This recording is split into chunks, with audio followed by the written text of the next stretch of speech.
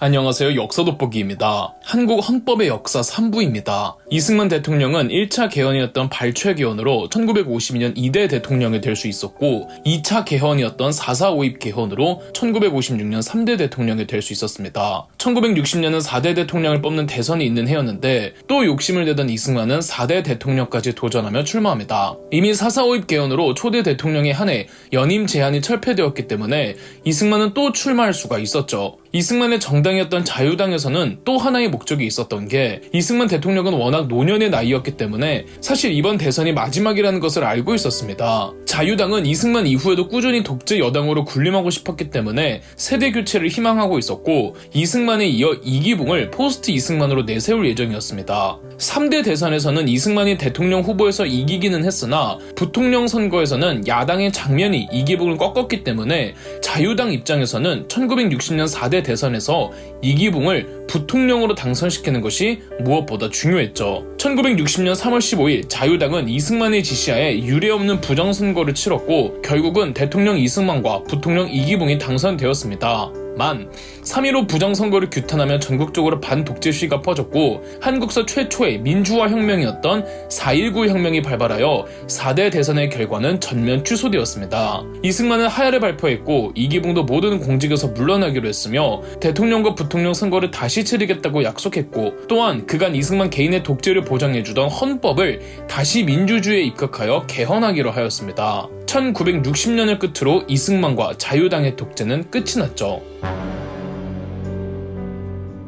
기존 헌법에는 대통령, 부통령이 모두 거리된 때에 법률이 규정한 순위에 따라 국무위원이 대통령의 권한을 대행하되 거리된 날로부터 3개월 이내에 대통령과 부통령을 선거하여야 한다는 조항이 있습니다. 이승만과 이기붕이 모두 물러나자 외무부 장관이었던 허정이 대통령 대행을 맡았습니다. 이 시기를 허정의 과도내각이라고 부릅니다. 허정 역시 자유당 소속이기는 했으나 자유당의 부정선거와 부당한 독재에 대해서는 부정적인 감정과 의견을 지니고 있었죠. 헌법에 의거한 바에 따라 3개월 이내에 허정의 과도내각은 대선 투표를 다시 실시하고 그간 이승만과 자유당의 독재를 위한 수단으로 사용되었던 헌법을 개헌하기로 하였습니다. 대통령 중심제 자체가 독재로 이어질 수 있는 가능성이 있다며 12년 전 처음 대한민국 정부를 수립하려고 했을 당시 애초부터 건국 세력들이 논의해왔던 내각 책임제, 즉 대통령은 상징적 존재로만 있을 뿐 총리가 내각을 형성하여 실질적인 국가 업무를 처리하는 형태의 정치체제를 재채택하기로 합니다.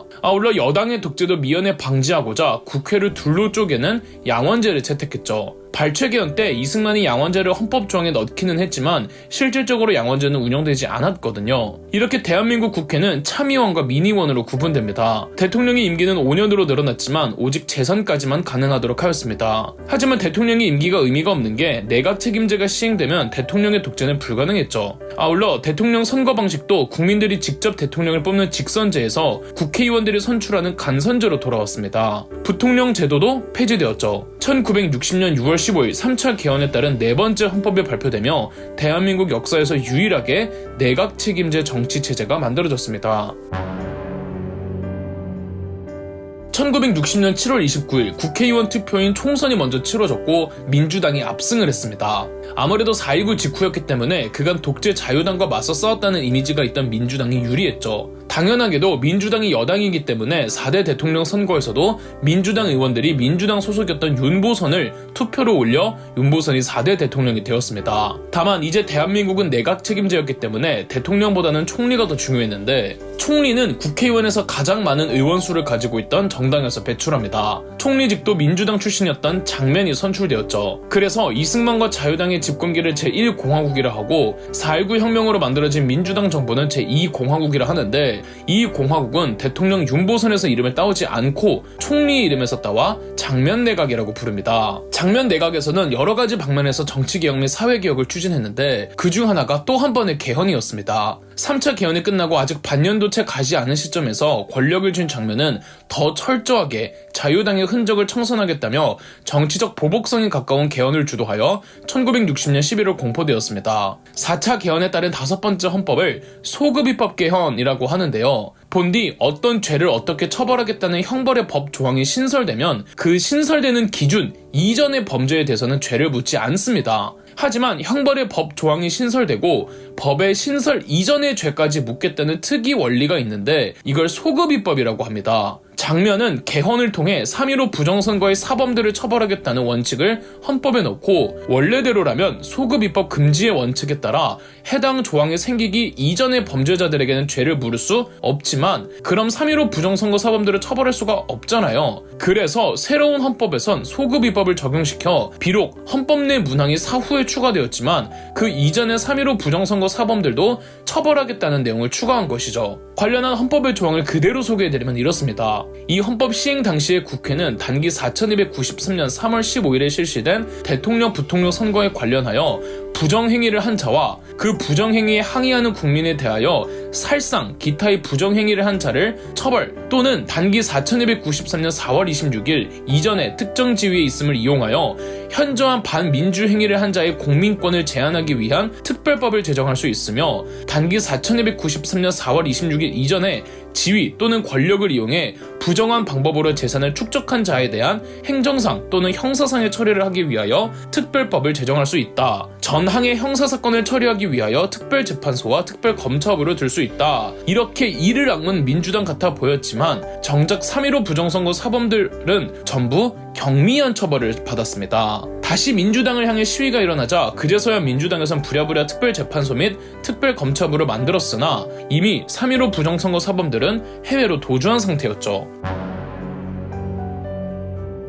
이 공화국은 제때 평화롭게 끝나지 못했습니다. 1960년 윤보선 대통령이 취임했기에 헌법의 임기에 따라 윤보선 대통령은 5년 후 임기가 끝이었고 장면의 내각도 다음 총선이 있기까지는 이어질 수 있었는데 채 1년도 안 된 1961년 5월 16일 박정희 소장을 비롯해 일부 군부 세력이 5.16 군사 쿠데타를 일으켜 정권을 잡았습니다. 쿠데타 세력은 자금의 대한민국이 위기에 처해 있다며 군부가 대한민국을 구출하기 위해 어쩔 수 없이 나섰다는 명분을 내걸었죠. 정권을 잡은 쿠데타 세력은 군사혁명위원회를 조직한 후 대한민국의 실권을 행사하기로 하였습니다. 며칠 후 군사혁명위원회는 국가재건 최고회의로 명칭을 바꾸었으며 박정희 소장을 의장으로 추대했죠. 장면은 반강제적으로 하야할 수밖에 없었고 장면 내각은 해산되었죠. 국가재건 최고회의의 의장 박정희는 1961년부터 1963년까지 딱 2년만 군정기를 거치고 1963년에는 곧바로 민정의 권력을 이양하겠다고 약속했습니다. 아직까지는 형식상 윤보선이 대통령으로 계속 있었죠. 그렇게 1963년이 다가오자 권력을 놓치긴 싫지만 명분이 없던 박정희는 정식적으로 대선에 출마하기로 합니다. 이를 위해 박정희는 다시 개헌을 하기로 하죠. 국가재건 최고회의의 막강한 권력으로 박정희는 개헌을 밀어붙여 1962년 12월 5차 개헌에 따라 6번째 헌법이 시행되었습니다. 5차 개헌에 따른 헌법에 의하면 양원제 없어지고 내각 책임제도 대통령 중심제로 돌아오고 대통령 임기는 4년으로 조정되었으며 중임 여부는 딱 재선까지 한 번만은 그대로 유지되었고 대선은 간선제 방식에서 직선제 방식으로 전환하였습니다. 박정희는 국회의원 선거보다는 국민투표가 더 유리하다고 여겼는데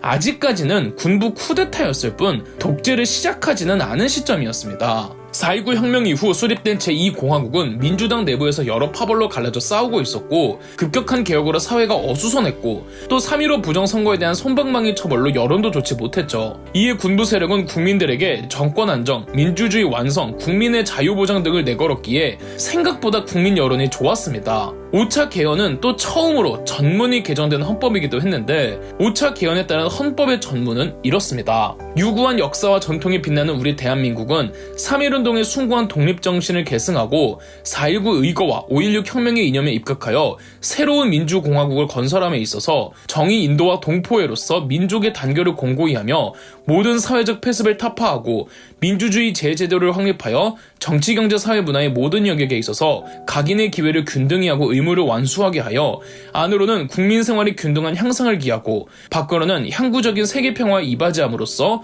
우리들과 우리들의 자손의 안정과 자유와 행복을 영원히 확보할 것을 다짐하여 1948년 7월 12일에 제정된 헌법을 이제 국민투표에 의하여 개정한다. 5차 개헌에 따른 6번째 헌법은 1963년부터 시행하기로 하였으며 이에 1963년 5대 대통령 선거를 위한 대선이 치러집니다. 그럼 역사 돋보기였습니다. 저희 역사 돋보기가 멤버십 가입을 시작했습니다. 멤버십 가입을 해주신 분들 덕분에 영상 제작에 큰 도움이 되고 있습니다. 감사합니다. 영상 재미있으셨다면 구독과 좋아요, 알림 설정까지 해주시면 감사드리겠습니다.